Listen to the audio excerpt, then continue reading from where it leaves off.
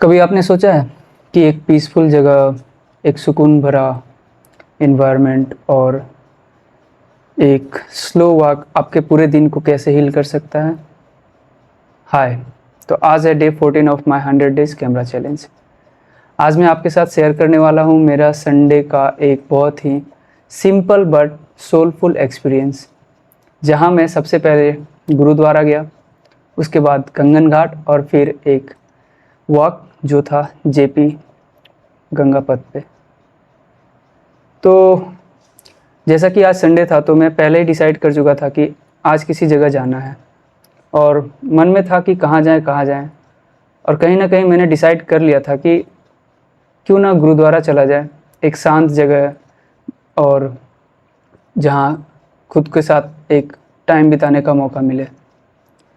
लेकिन जैसे ही सुबह उठा तो बाहर काफ़ी बारिश हो रही थी और बस मैं डिसअपॉइंट हो गया कि यार मैं जाने के लिए सोचा था और बारिश हो रही है तो कैसे जाऊंगा।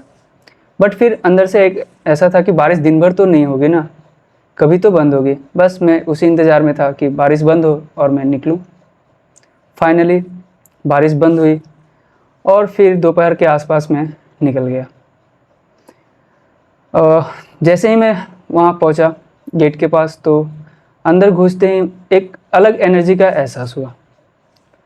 जैसे वहाँ पे जब पहुँचा तो देखा हर तरफ वाइट मार्बल्स हैं, वाइट कलर की बिल्डिंग है, और वहाँ के लोगों के बीच में भी थोड़ी शांति का अनुभव मैं देख पा रहा था। लोग शांत मन के हो रहे थे और वहाँ पे एक अलग एनर्जी में फील कर पा रहा था, एक अलग वाइब्रेशन। ऐसा लग रहा था कि हाँ, ये जगह मुझे शायद काफ़ी समय से अपने पास बुला रही थी और मुझे ये जगह पहले आ जाना चाहिए था। बट देर आए दुरुस्त आए, मुझे वो जगह का एंट्रेंस के साथ ही एक अलग एनर्जी के साथ अनुभव हुआ। फिर वहाँ अंदर जाकर हम गए प्रेयर हॉल में। वहाँ जो फीलिंग आई ना, सच बताऊँ तो मतलब कैसे बताऊँ, एक्सप्रेस कर पाना इतना भी मुझे वो नहीं लग रहा कि मैं एक्सप्रेस कर पाऊँगा। बट अगर वर्ड्स में बोला जाए तो मैं बस इतना कहूँगा कि बहुत ज़्यादा शांति थी वहाँ। मतलब कोई कुछ नहीं बोल रहा था, सब सिर्फ सुन रहे थे।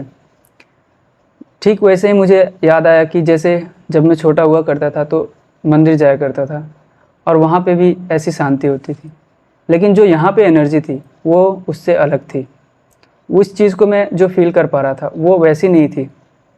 और वहाँ पे हमने प्रेयर करा और प्रेयर करने के बाद थोड़ा देर वहाँ बैठे, उस माहौल को हमने एब्जॉर्व किया। वहाँ पे जो भी एनर्जीज थी उसको फील किया, वाइब्रेशंस को फील किया। थोड़ा यूँ कहें कि अपने आप को समय दिया उस शांत माहौल में। और वहाँ से निकलकर हम चले गए लंगर को।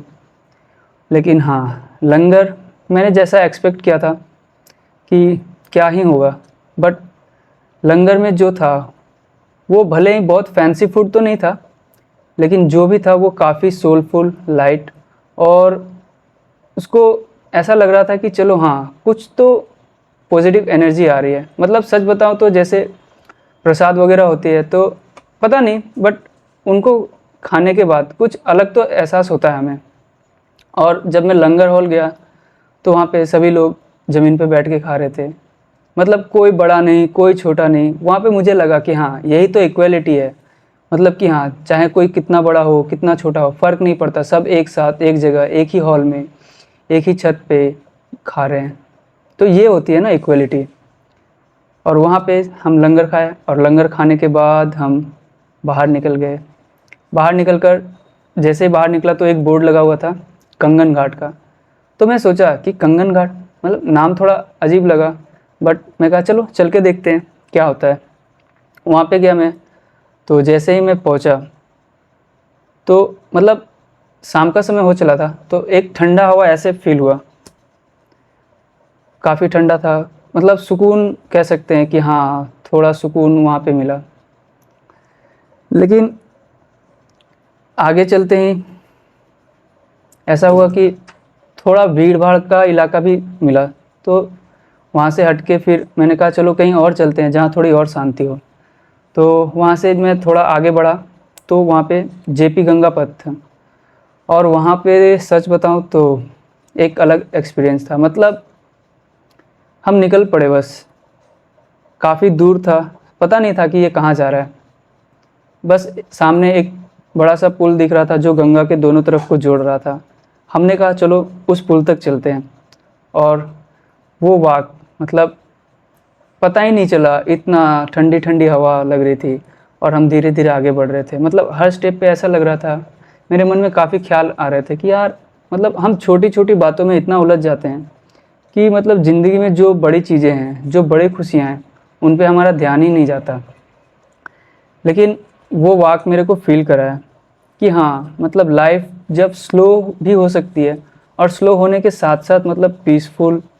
और सच में ऐसा है कि उस मोमेंट में जब मैं प्रेजेंट था तो अंदर से काफ़ी पीसफुल महसूस कर रहा था। लग ही नहीं रहा था कि हाँ इतना काओस भरा लाइफ भी होता है। ऐसा लगा कि हाँ मतलब कुछ मोमेंट्स होते हैं ना जो परफेक्ट होते हैं। मतलब मुझे लगा कि रिकॉर्ड करूँ, बट फिर सोचा यार ये इतना अच्छा मोमेंट है कि इसको रिकॉर्ड करने लगा तो मैं शायद इस समय को फील नहीं कर पाऊँगा।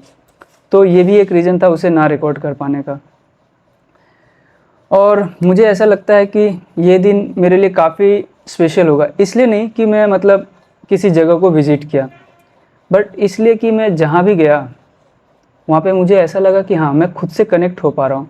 मतलब इतना बिज़ी रहने के बाद एक ब्रेक तो लेना चाहिए ना, जहाँ पे फिर उस दिन को ऐसा लगे कि हाँ मैं एक शांत हूँ, खुद से कनेक्ट कर पा रहा हूँ।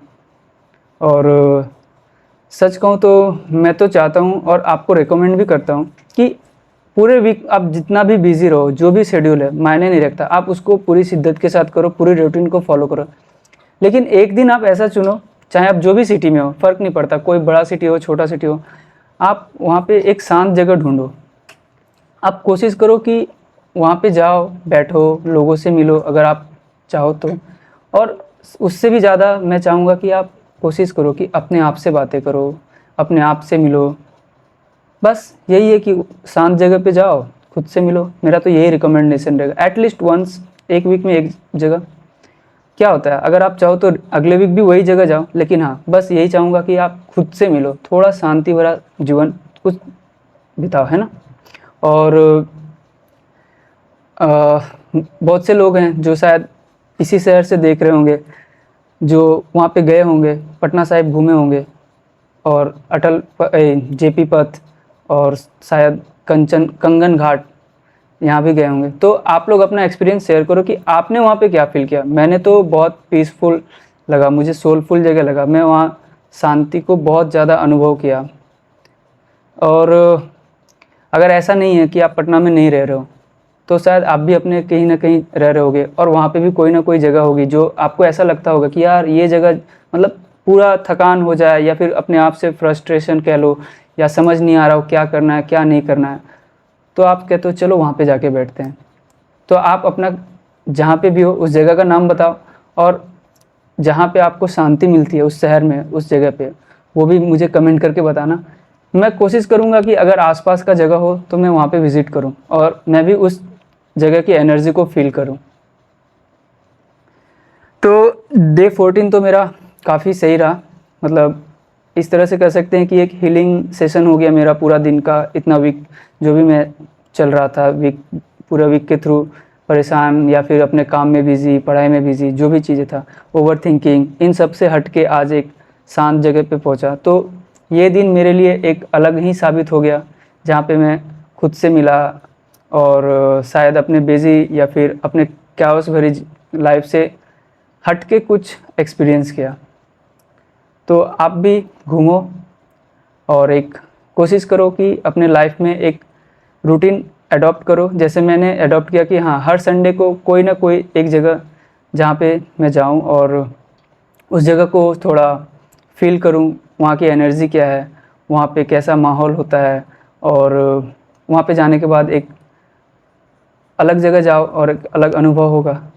तो ये था मेरा डे 14 का जो भी मैं आज था। और फिर आपसे मिलते हैं कल डे 15 में, एक नए थॉट के साथ, एक नए एनर्जी के साथ, और एक नए वीडियो में। तब तक के लिए घूमो, कहीं तो जाओ, और अपनी लाइफ को एंजॉय करो। Bye bye, take care.